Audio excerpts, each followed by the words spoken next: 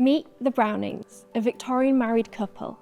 Without poetry, there wouldn't have been a love story for Robert Browning and Elizabeth Barrett Browning.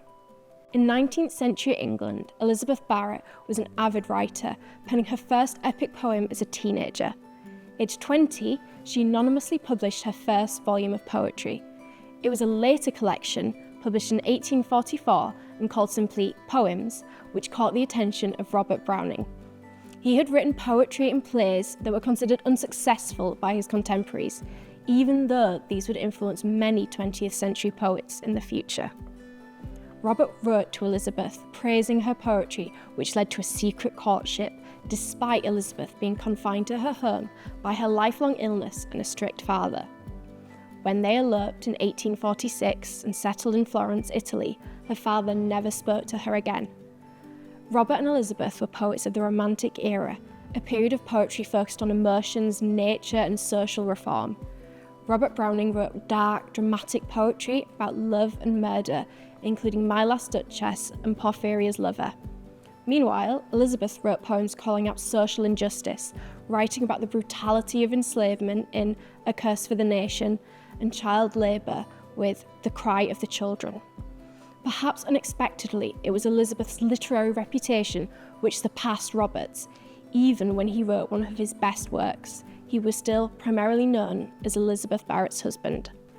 Elizabeth died first and was buried in Florence, and 28 years later, Robert passed away. The then Dean of Westminster, a close friend of Robert Browning, offered the family a burial spot for Robert.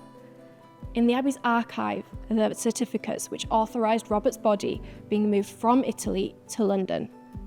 At his funeral, the words of Elizabeth's poem Meditation were turned into a hymn.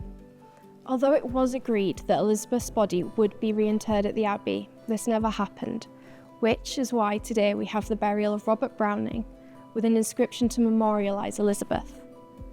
Poetry may have brought them together, but Elizabeth's famous sonnet shows us that this was a marriage of love. How do I love thee? Let me count the ways. I love thee to the depth and breadth and height my soul can reach, when feeling out of sight for the ends of being an ideal grace.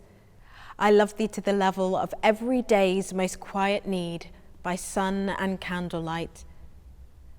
I love thee freely, as men strive for right.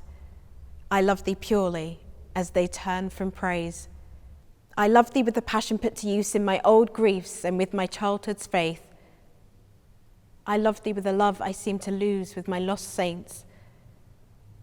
I love thee with the breath, smile, tears of all my life. And if God choose, I shall but love thee better after death.